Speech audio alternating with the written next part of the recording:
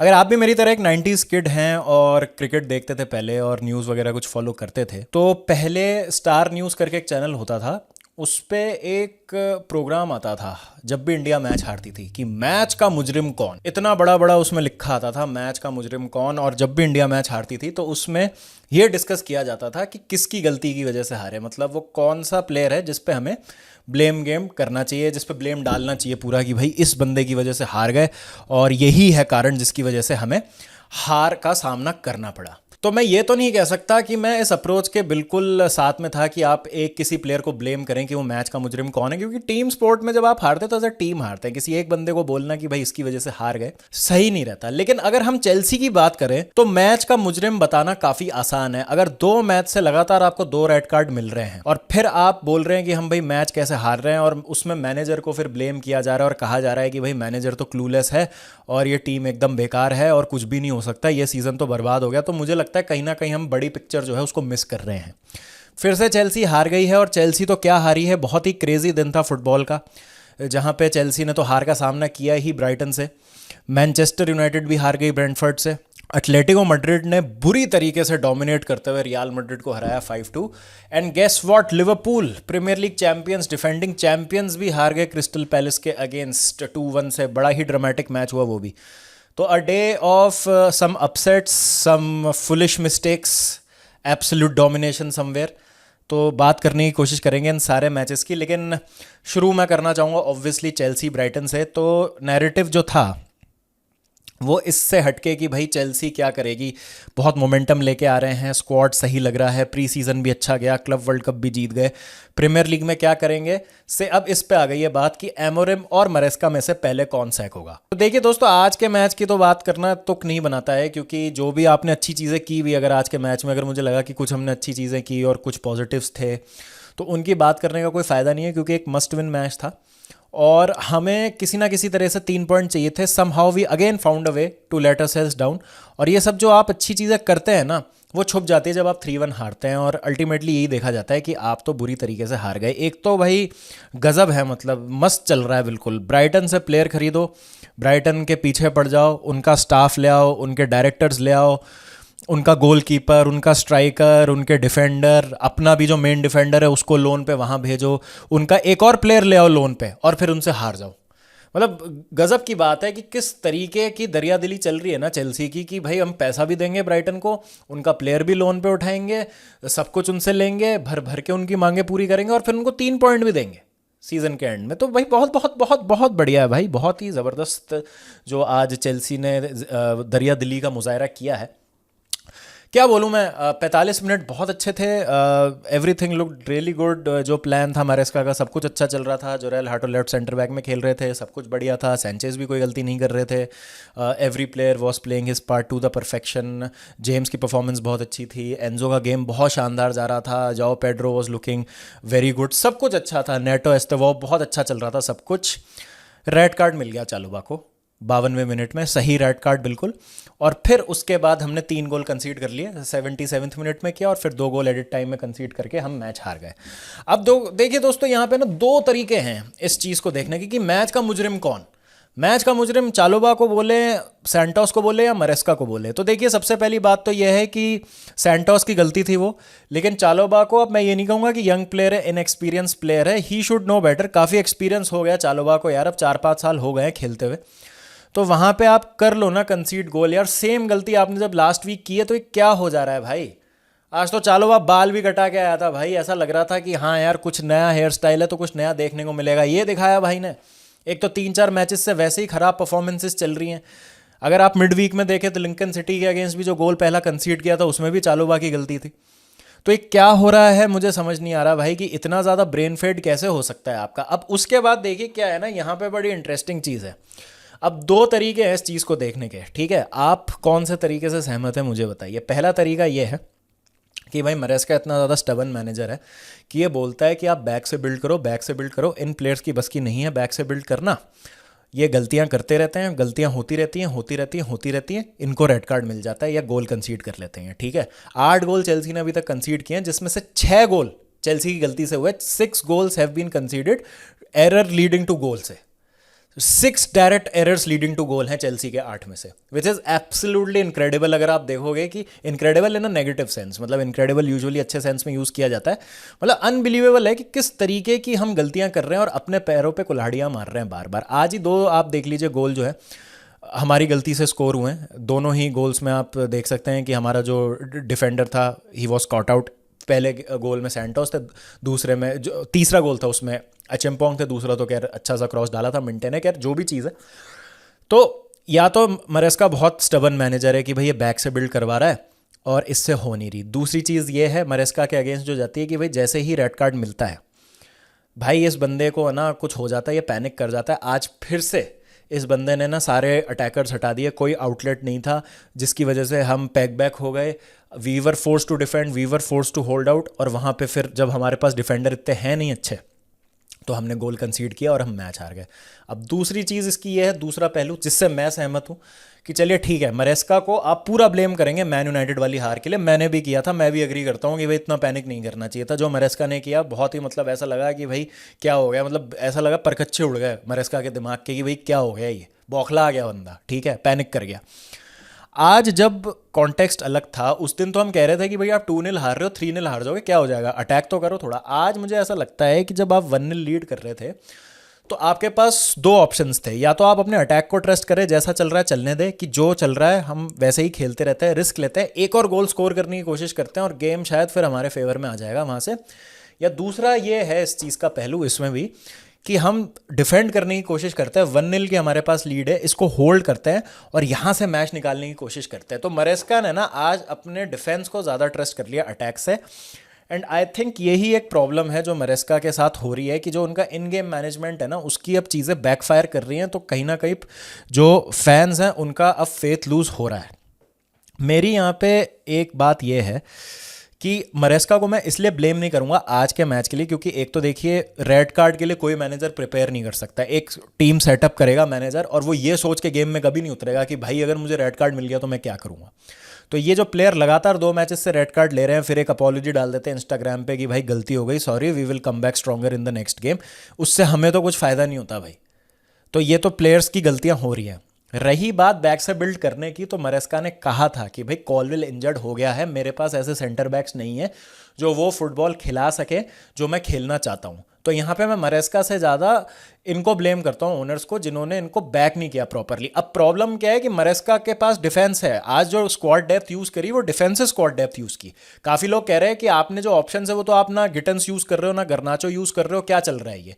भाई उसने बदियाशील को डाला, उसने गुस्तो को डाला, क्या नाम है, रोमियो लाविया को डाल दिया। प्रॉब्लम इज कि we don't have a defence जो अपनी जिंदगी बचाने के लिए बॉल क्लियर कर सके यार, जो डुअल्स जीत सके, जो हेडर जीत सके। तो ये अब बात आ जाती है आपके रिक्रूटमेंट पे कि आपकी बेंच पे जो डिफेंडर बैठे हैं ना वो बिल्कुल भी रिलायबल नहीं है, और ये गलती हो गई आज मरेस्का से। उसको लगा कि उसके डिफेंडर्स जो हैं वो मैच को बचा लेंगे, लेकिन उन्होंने धोखा दे दिया मैनेजर को यार, वो नहीं कर पाए वो चीज़। गुस्तो की परफॉर्मेंस वाहियात बिल्कुल। हाँ, अब आप ये कह सकते हैं कि भाई गुस्तो को डालने के बाद फ्लो जो है गेम का पूरा ख़राब हो गया, एस्तवा था जब तक अच्छा चल रहा था सब कुछ, आई एग्री। लेकिन यहाँ पे मैनेजर की आप गलती कितनी मानते हैं अगर प्लेयर ही रेड कार्ड लेके बैठ जाएंगे तो भाई प्लेयर्स में तो है ही नाइविटी, इनएक्सपीरियंस है, मैनेजर भी में भी, तो मैनेजर का भी तो दूसरा ही सीज़न है यार ये। मैनेजर भी तो धीरे धीरे चीज़ें सीख रहा है। आई पर्सनली फील अभी मेरा ये मानना है कि ये टीम ख़राब नहीं है। अगेन हम मोमेंट्स में इतनी ज़्यादा गलतियां कर रहे हैं ना, इतनी ज़्यादा इंडिविजुअल मिस्टेक्स कर रहे हैं कि ये मैचेस हम हार रहे हैं, और 8 पॉइंट हमने फालतू के गंवाए हैं अभी तक। अभी हमारे 12-13 पॉइंट होने चाहिए थे कम से कम, और हमने ना फालतू में मतलब इतने घटिया पॉइंट गंवाए हैं ना। यूनाइटेड वाले 3 पॉइंट दुख रहे हैं, ब्रेंटफोर्ड वाले 2 पॉइंट आप कह लीजिए, और आज भी अगर भाई कोई मतलब ही नहीं था, भाई ब्राइटन ने कुछ नहीं किया था 52 मिनट तक यार, और रेड कार्ड के बाद भी 15 मिनट तक आपने डिफेंड कर लिया था।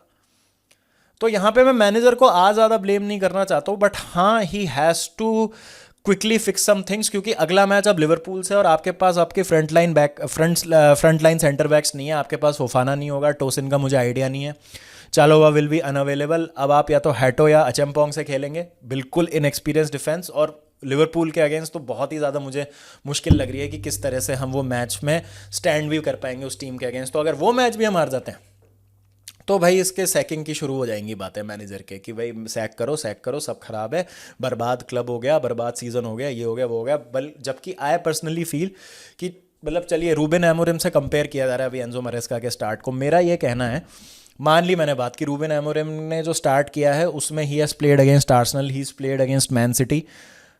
आई अग्री कि ठीक है भाई बड़ी टीम्स के अगेंस्ट खेले हैं और he has to be given some time. उस लिहाज से एंजो मरेस्का का स्टार्ट तो काफ़ी ख़राब है क्योंकि उन्होंने तो अभी इतनी कोई बड़ी टीम को खेला ही नहीं है, उल्टा मैन यूनाइटेड से आप हार और गए।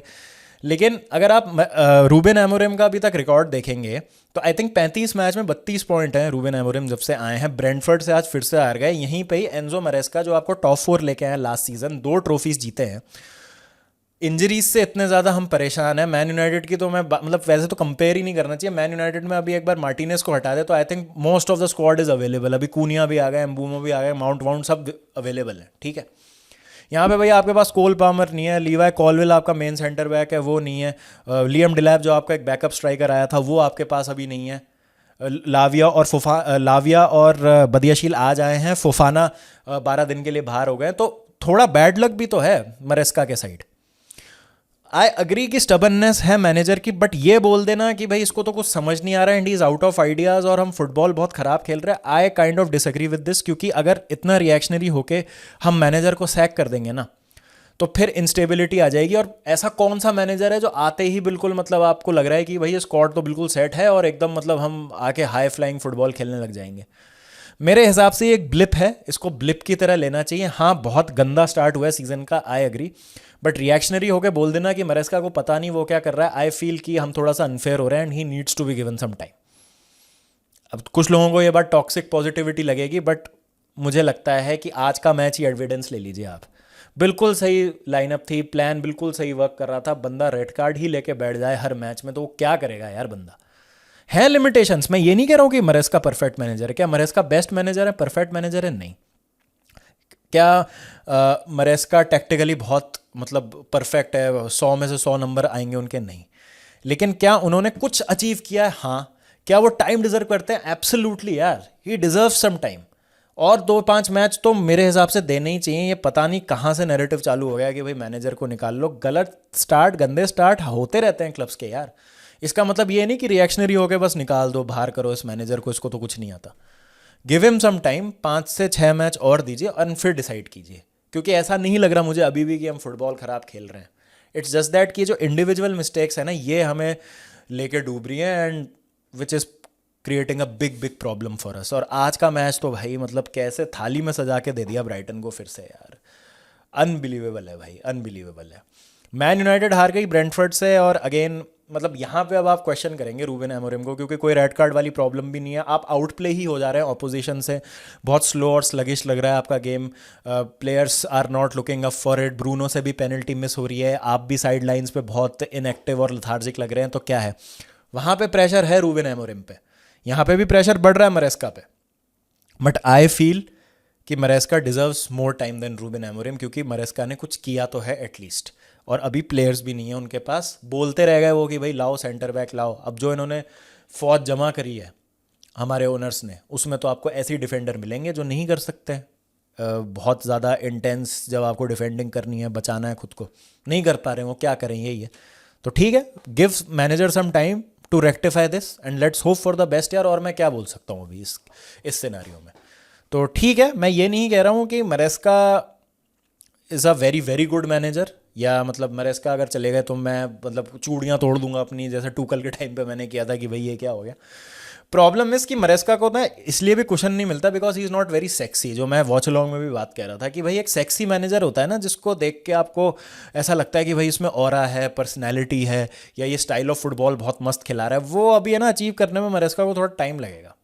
यहीं पे ही मतलब ठीक है, ऑब्वियसली अगर कोई मैनेजर कुछ उखाड़ भी देता है या कुछ उसने किया होता है तो समझ भी आता है, बट मरेस्का के पास वो लग्जरी नहीं है और वो लीवे नहीं है। तो ये एक थोड़ी सी दुख की बात है कि हम 4 हफ्तों में ही भूल गए हैं कि उस बंदे ने क्या किया था लास्ट सीज़न, जब हम 6th आए थे last to last season, 4th हमको फिनिश कराया, 2 ट्रॉफीज जिताई। थोड़ा सा पेशेंस मैं बस चाहता हूँ कि फ़ैन बेस रखे, बाकी इंटरनेट भी इंटरनेट, उसका कुछ किया नहीं जा सकता। मैन यूनाइटेड हार गई अगेन, ज़्यादा उस मैच के बारे में बात करने के लिए कुछ है नहीं।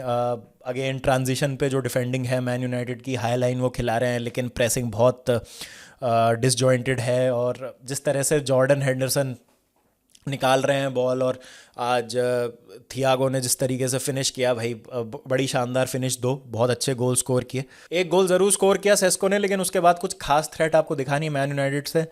मिली पेनल्टी, ब्रूनो ने मिस की, अगेन ब्रूनो लेट डाउन कर रहे हैं थोड़ा सा मैन यूनाइटेड को। ऑलरेडी दो बहुत डिसाइसिव पेनल्टीज मिस कर चुके हैं, फुलम के अगेंस्ट एक मिस कर दी थी, ब्रेंटफर्ड के अगेंस्ट मिस कर दी थी, तो मैनेजर की भी वो कोई खास मदद कर नहीं पा रहे हैं, और फिर गेम किल कर दिया ब्रेंटफर्ड ने। मुझे ऐसा लगता है पर्सनली कि Ruben Amorim is done, Ruben Amorim has checked out. Chelsea ने लाइफ लाइन दी पिछले हफ्ते, बट आई फील कि कुछ भी इंप्रूवमेंट हमें नहीं दिखा। मुझे ऐसा लगा था कि एक वेव राइड करने वाली बात होती है ना, कि आप थोड़ा सा जीते हैं एक मैच, 3 पॉइंट आपको मिले हैं, तो इस वेव को आप राइड कर जाएंगे and you will play well, और अगले मैच में मुझे कुछ रिस्पॉन्स देखने को मिलेगा। कुछ देखने को नहीं मिला अनफॉर्चुनेटली, एंड मुझे ऐसा लग रहा है कि ही इज़ डन, मतलब गिव अप मार दिया रूबेन एमोरिम ने बिल्कुल। तो देखते हैं क्या होता है, कितना टाइम और मिलता है उन्हें, इंटरेस्टिंग होगा देखना।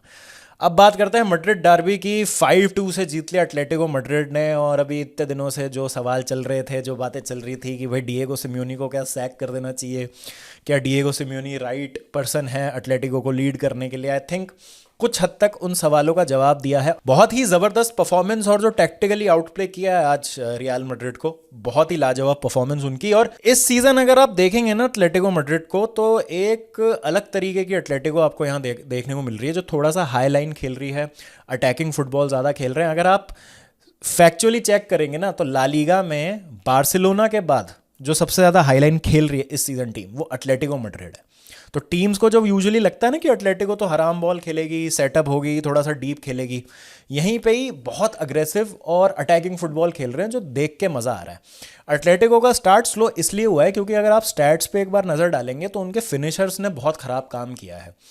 19 बिग चांसेस में 14 चांसेस उन्होंने मिस किए हैं, जिसके कारण उनके कई सारे मैच ड्रॉ हुए, कुछ हारे भी वो शुरू में, और उसके कारण वो थोड़ा सा अभी पीछे रह गए टेबल में। अदरवाइज अटैकिंग सेंस में तो अच्छा कर ही रही है एटलेटिको मैड्रिड इस सीजन। और आज भी अगर आप देखेंगे तो पूरी तरीके से मिडफील्ड से लेके अटैक से लेके पूरा डिफेंसिव डिसिप्लिन तक सब कुछ अच्छा उन्होंने किया। बस ट्रांजिशन में वो मात खा रहे थे, क्योंकि जब अपोनेंट्स के पास एम्बापे, विनीशियस, आर्दा गुलर जैसे प्लेयर्स हैं, तो उतना तो आप थोड़ा सा परेशान होंगे, और ये क्वालिटी वाली बात आ जाती है यहाँ पे। अगर आप दोनों गोल देखेंगे तो क्वालिटी के थे, मतलब आर्दा गुलर ने जिस तरह से बॉल निकाली एम्बापे को, या विनीशियस ने जिस तरीके से लोरेंते और रॉबिन ली नॉर्मैंड को बीट करके आर्दा गुलर को क्रॉस डाला, वो इंडिविजुअल क्वालिटी पे बात आ गई। लेकिन उसके अलावा अगर मैं टैक्टिकल सेटअप की बात करूं, तो इतना ज़बरदस्त खेली आज एटलेटिको मैड्रिड की। 5-2 तो फाइनल स्कोर है, मतलब कोर्तुआ ने इतने सारे सेव्स किए, 6-2, 7-2 कुछ भी हो सकता था आज। अगर हम ला लीगा और स्पेनिश फुटबॉल में ग्रेटेस्ट मिडफील्डर्स की बात करें ना, तो हम बात करते हैं चावी की, इनिएस्टा की, ऑब्वियसली मॉडरिच, क्रूज वगैरह, इन सब की हम बात करते हैं। कोके का नाम ना कभी कभी भूल जाते हैं। अगर हम लेजेंड्स की गिनती करते हैं ना, तो कोके का नाम कहीं मेंशन नहीं होता, मे बी बिकॉज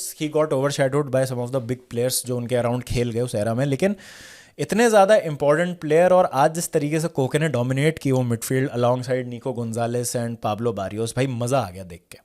और आप कह सकते हैं proverbial passing of the torch, जिस तरीके से कोके आज खेल रहे थे, रोल्ड बैक द ईयर्स, और पाब्लो बारियोस के साथ खेल रहे हैं। Pablo Barrios can be that future stalwart for Atletico Madrid in the midfield.